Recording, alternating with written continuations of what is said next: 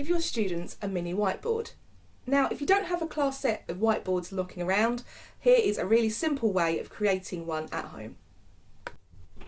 To make a mini whiteboard at home, all you'll need is a piece of paper and some sellotape.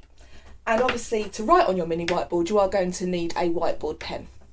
Then you literally take your sellotape and cover your paper with the sellotape.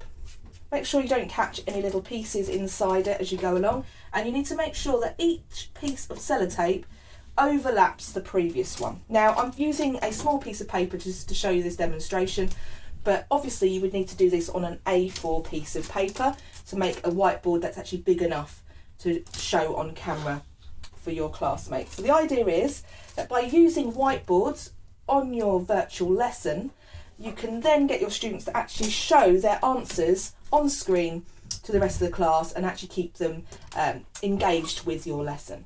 Once you've covered it all over like that, you'll then need to peel it off and just neaten it up by folding over any of the extra pieces. You can also cover it on the other side if you want to. And once you've done that, I'm sure that you'll be able to do this a lot more neatly than me. Once you've done that, you'll have a quick and easy homemade whiteboard that you can then use in your lessons.